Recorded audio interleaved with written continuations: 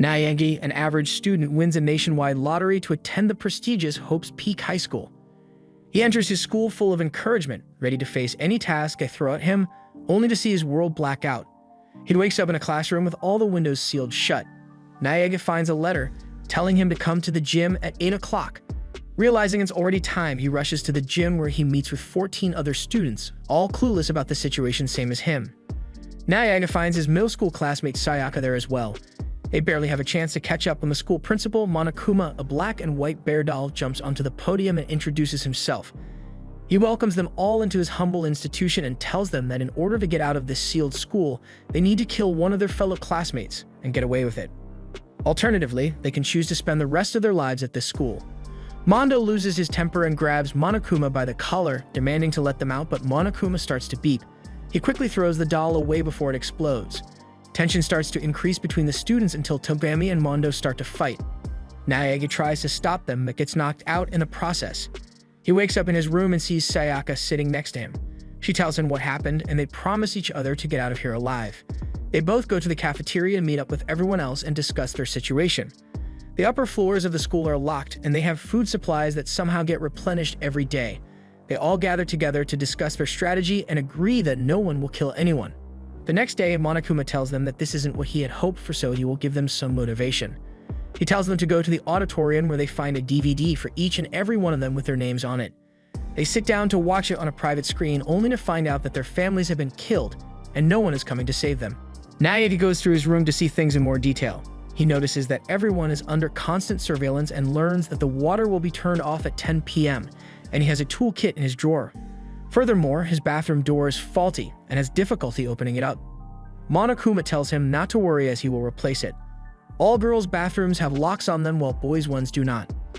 Later that night, Sayaka comes over to Naegi's room in tears. She tells him that someone is after her and she's afraid that she will be killed. Naegi tells her not to worry and switches rooms with her for the night. The next day, during their roll call, everyone notices that Sayaka is missing. Naegi runs through his room and finds it in a mess with Sayaka dead in the bathroom, stabbed in the stomach with a kitchen knife. Monokuma summons everyone to the gym and explains what they have to do. The rules of the game dictate that after every murder, they will have some time to carry out an investigation before voting out the killer. If they successfully find the killer, he or she dies. If they are wrong, they all will be killed instead while the killer will be set free. Junko gets angry and steps on him, saying that they won't be following his orders, but Monokuma's body suddenly erupts into spears, impaling her to death. Not wanting to end up dead like Junko, they all point toward Naegi since he is the clear suspect. They switched rooms last night without anyone knowing, and Naegi, thinking that no one would suspect him since Sayaka and him were close, and took the opportunity to kill her. They begin the investigation and start gathering evidence. They closely go through the school, gathering all substantial evidence.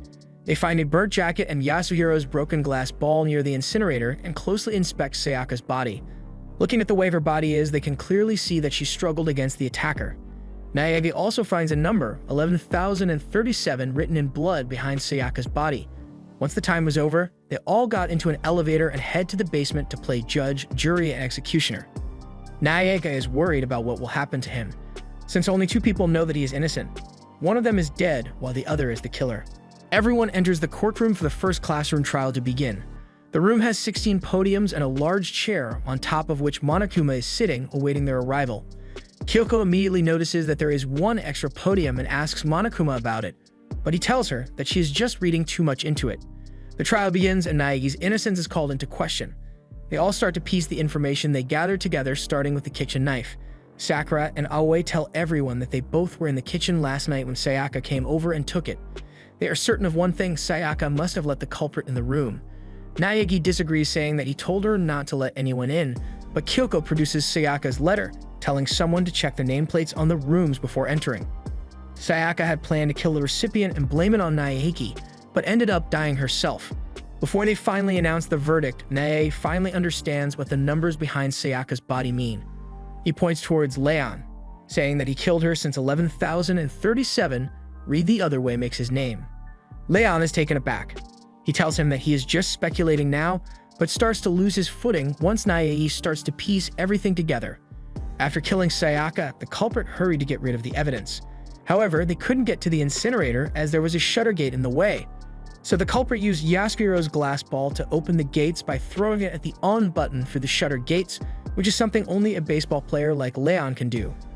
Leon finally confesses to it. He tells everyone that he went to see Sayaka, but she attacked him. He only acted in self-defense to save himself. Everyone looks away as no matter what, he is the killer. Everyone votes out Leon and he is executed by 1,000 blows. After the trial, Naedi lies on his bed wondering why Sayaka tried to throw him under the bus. After a while, Kyoko comes over and tells him to cheer up since Sayaka realized her mistake before dying and told them Leon's name before taking her last breath. After the first class trial, the second floor of the school opens up to everyone. The second floor has a library along with a swimming pool and separate changing rooms for boys and girls. Monokuma tells the girls not to worry as the changing rooms can only be opened by their access cards. If someone from the opposite gender tries to enter the other room, they will be shot dead with a minigun. Naege notices that Togami just sits in the library and spends his entire time there while Toko just looks at him from a distance and drools over him, completely shocked by her sudden personality changes. Freaked out by Toko, Naege goes to the boys' changing room where he sees Mondo and Ishimaru arguing with each other about who is the better man. The next day, everyone is grossed out by Mondo and Ishimaru's deep friendship that they seemingly developed overnight. Everyone gets called into the gym once again, and Monokuma tells them that since things are moving slowly, he will spice it up. He throws down several envelopes at them with everyone's names on them, telling them that most private secrets will be revealed to everyone soon. Thinking no one will kill anyone over a secret, they all go to sleep soundly at night. The next day, Monokuma wakes them up saying that one of them has died in the changing rooms. They all rush to the scene and find Fujizaki seemingly crucified in the girls' changing room. They quickly start investigating. Fujizaki was killed by a dumbbell and then tied up like a cross with an extension cord from the library. Sakura also notices that the protein shake stain she left on the rug last night was also gone. The pinup poster is also different. Togami takes Naegi to the library and hands him a case file of Sho, showing him that the way the body was found looks like how Sho used to leave his body. He tells Naegi that Sho had a personality disorder and the killer this time must be Sho since she was never caught and the only one to fit that description is Toko. The second classroom trial begins and they start to piece the information once more, starting with the murder weapon. Kyoko tells them that the way Fujisaki's head caved in, it was the dumbbell they found in the changing room. The bloodstains tell that the murder took place in the boys' changing room as well. Togami takes the lead and says that the way the body was displayed after the murder is clearly the work of Sho. Everyone scoffs saying that he can't be among them, but Togami tells them about the files he found in the library. He also tells them about Sho's personality disorder and that the only person to fit that description is Toko, who faints when everyone looks at her. Toko suddenly gets up and has a completely different aura about her. She laughs at them, all telling them that she is indeed Sho, but she is not the one who killed Fujizaki. Naege only firms up defense saying that Sho killed her victims with scissors and crucified them with her scissors as well. Furthermore, she only killed men. Naege ends up pointing towards Togami instead, saying that only he knew about Sho and that Fujisaki was found tied up with an extension cord from the library as well. Naege notices that Togami is still calm, making him realize that they overlooked something. He tells everyone that the killer must have killed Fujisaki in the boys' locker room and then switched the equipment to cover his tracks, using the card of an already dead classmate, showing that Fujisaki is actually a boy. Seeing Togami's surprised expression, Naegi realizes that Togami is not the culprit. Celestia tells them that she saw Fujizaki leaving the washers with a bag with a jersey in it. Mondo quickly speaks up saying that thank God he has a black one and not a blue one like that of the killer, making them all realize that he killed Fujizaki, since no one told him the color of the jersey yet. Seeing that he is backed into a corner, he tells them the truth. Mondo tells them that Fujisaki was more of a man than him since he decided to face his fears and train to become a proper man, unlike him who hid away after killing his brother in a bike accident. That made him so jealous that he ended up killing the person who told him his secret and asked for his help. He broke Fujisaki's electronic card and changed the room equipment to hide his secret. Ishimaru cannot believe his words.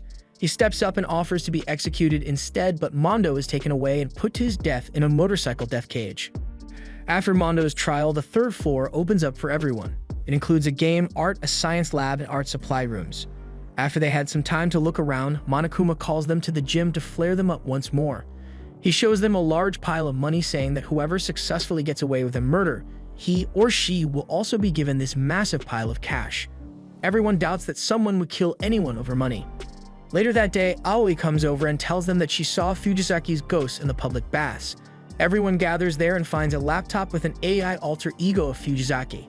Seeing Ishimaru still mourning Mondo's death, the alter ego takes the form of Mondo and cheers him, saying that it's not his fault that he died. The alter ego tells them that he has been trying to crack some files on the school network and shows them all a picture of Leon, Mondo, and Fujisaki hanging out like friends. Everyone is completely thrown off by this and wonders what Monokuma is trying to pull now. The next day, Hifumi is caught trying to use the alter ego without informing anyone. He tells them that he was lonely and needed someone to vent to about his fetishes, creeping everyone out. Ishimaru and Hifumi both start to fight as to who has the right to use the alter ego, but Kyoko breaks them up, saying that from now on no one is allowed in here without permission. The very next day, the alter ego goes missing. The next day, both Ishimaru and Hifumi are found dead, while Celestia is found injured. All of them were attacked with mallets from the supply room by someone wearing a Robo-Justice costume. Celestia shows them a camera that she found in the game room with a picture of the culprit attacking Hifumi. Everyone splits up to search for clues as quickly as possible. The situation starts to become more confusing as the bodies suddenly appear in the art room again. Hifumi, who still has a few breaths left, whispers Yasuhiro's name before finally dying in Oa's arms. Everyone stands in silence as 2 consecutive murders have just taken place. If the rules didn't enforce only 2 murders in one day, maybe more would have died today. The suspicion lies with Yasuhiro, as he is found soon after the murder in a locked locker in the game room. Yasuhiro tells them that he did not do anything, as he found a note telling him to come to the game room. The next thing he knows is that he was drugged and forced into this suit. After they conclude their investigation, everyone heads to the courtroom for the trial. The trial starts and Kyoko tells them that both the victims died with a hit to the head with a blunt object. In this case, there were a number of mallets taken from the art supply room. Both Aoi and Celestia say that it is clear that Yasuhiro killed them both, as he was found in the costume. Blueprints of the costume and its remaining material were also found in Yasuhiro's room. Naegi, however, defends him, saying that the costume was too rigid for someone like Yasuhiro to move in, so he could not have moved the bodies. After looking at everyone's alibi, Celestia tells Kyoko that she was the only one missing from this whole situation. Kyoko plays it off by asking how a girl like her would be able to move Hifumi's body, which is quite large. All evidence right now points out that Hifumi was actually alive and moved Ishimaru's body. Naegi further confirms this by saying that when they first found his body, his glasses were covered in blood, but they were clean when he turned up in the art room. He also tells them that the mallet in the art supply room also looked like it was washed. To him, it seems like Hifumi was actually an accomplice and got double-crossed. Naegi turns to Celestia and tells her that she told them that he will kill us like he killed them when they found her injured.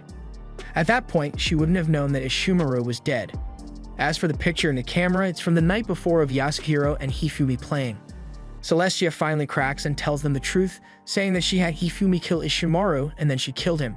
Since Hifumi followed her around like a dog, he even went as far as blaming Yasuhiro before dying. The voting is numinous and Celestia is executed by burning at the stake. After the trial, Kyoko tells Naegi to go to the boys' restrooms storage closet on the 2nd floor.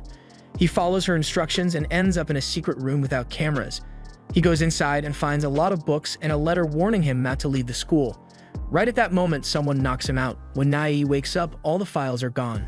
When Naegi returns to his room, he sees Sakura and Monokuma arguing about something. Naegi starts to suspect that Sakura might be a spy.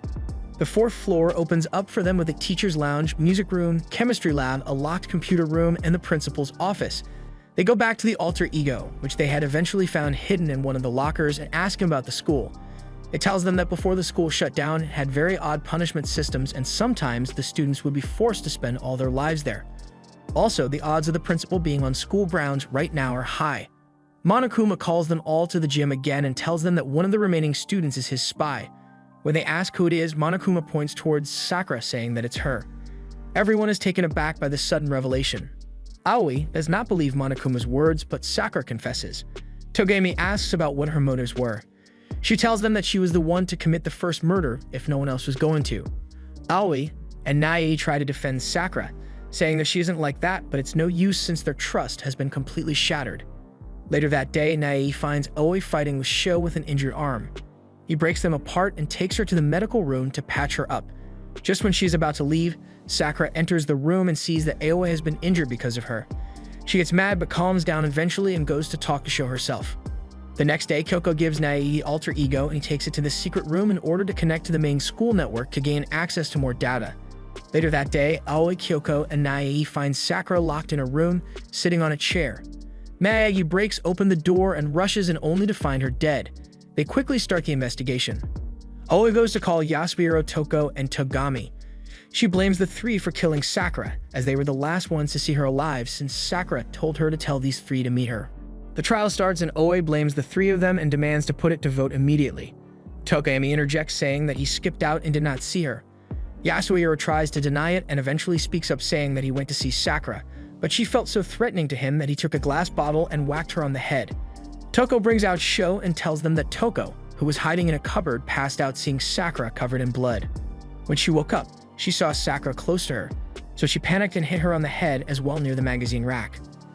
Aoi, who is impatient for the voting to begin, gets cut off by Naegi, who tells them that Sakura was found on a chair. Togami takes out a bottle of poison he found in the chemistry lab and shows them that it is filled with protein powder. There was also an empty shaker bottle at the crime scene as well. He also found sneaker prints in the chemistry lab where some protein powder was spilled. Everyone looks at Aoi as she is the only one wearing sneakers. It also fits the fact that she always made protein shakes for Sakura. Aoi starts to weep and tries to take the blame, but Naegi stops her, telling her that the door was barred from the inside. Also, the cup they found was lying on top of the shattered glass from the door Naegi broke. Everything points out that it's not a murder. Seeing that no one trusted her anymore and that she was going to be a liability to them, Sakura decided to end her life. Naegi tells Aoi, who is crying, that she is just trying to take everyone out because they mistreated her. Togami is unable to understand why Aoi would take the fall for Sakura. She shows him her death note saying that she is going to take her life since everyone hates her now. Monokuma interrupts them and shows them Sakura's real death note. He reads out the message saying that she wants them all to survive this, as with her out of the picture, there will be no need for discord. Seeing that no one is going to get killed, Monokuma brings out a special victim, the alter ego. He tells them that he noticed it snooping around and destroys the laptop. The next floor opens up for everyone.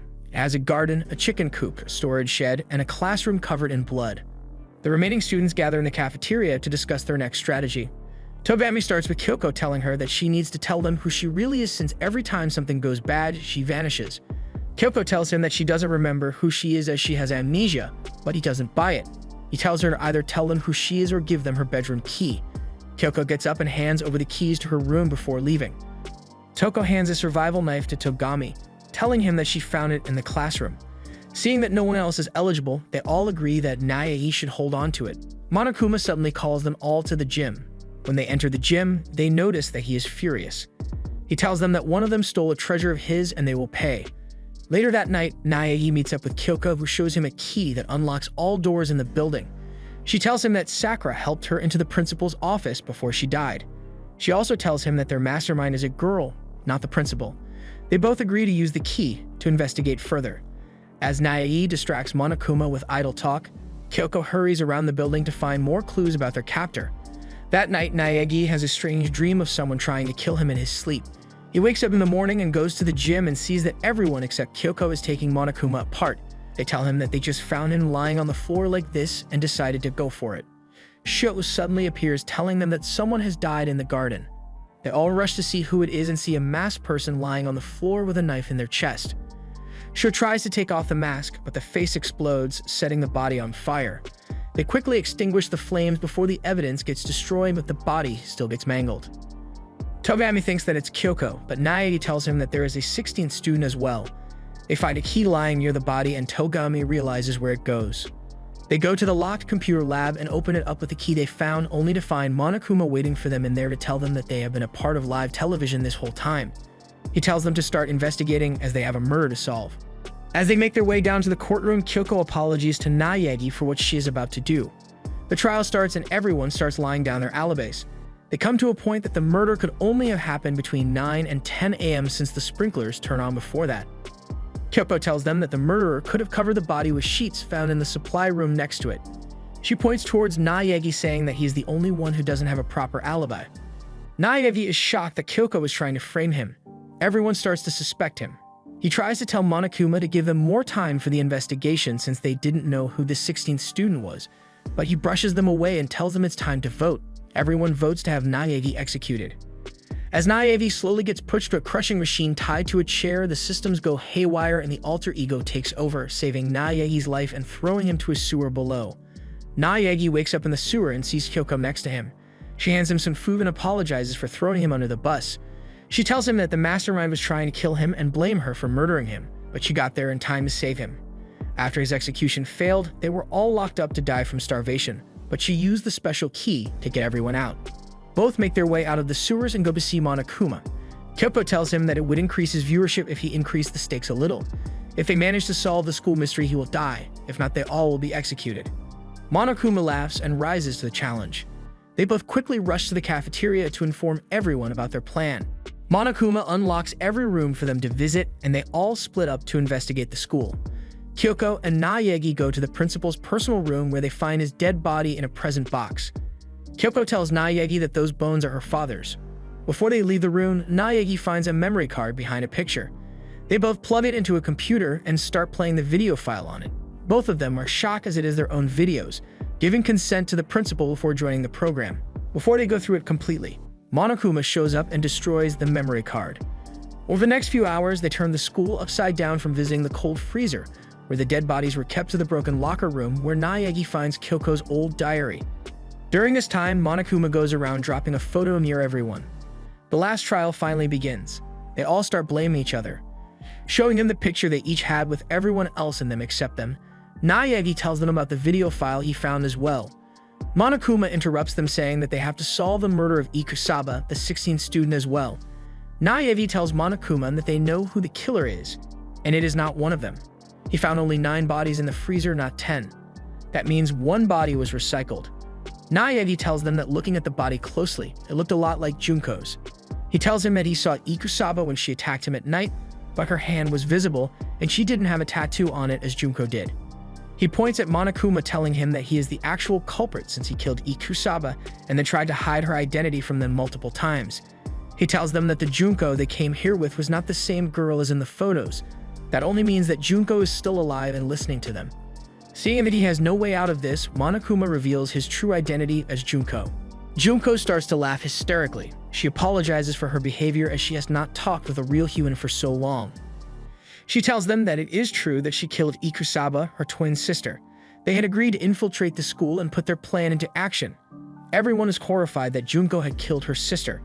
She further says that this is a place for despair, not to strengthen family bonds. She then turns on the TVs in the room and shows them the outside world that is completely in ruins. She tells them a weird invasion began 2 years ago before they locked up, and everyone on the outside is most probably dead. No one is willing to trust her, but Naegi tells Toko to bring out Sho as her memories are not wiped. Sho takes over Toko's body and tells them that Junko is telling the truth. Since their memories were wiped, they have no idea how long they have been here. Junko makes one last push. She tells them to either vote. If they vote to kill her, the school will stop operating and they will be thrown into a dying world. However, they can still choose to live here and vote for Naegi to die instead. Naegi doesn't fall for it and starts to gather everyone to his side, saying that they will try and rebuild everything, even if the outside world is in nothing but despair. The voting starts and Junko is sentenced to death. Naegi tries to stop her from killing herself, but she snaps, telling him not to take her moment to shine. Junko is then killed in every possible way. After her execution, the remaining students get ready to finally step into the outside world. Out of the 16 that came to Hope's high school, only 6 were left alive. The end. Check our other videos and subscribe for more amazing recaps. Thanks for watching.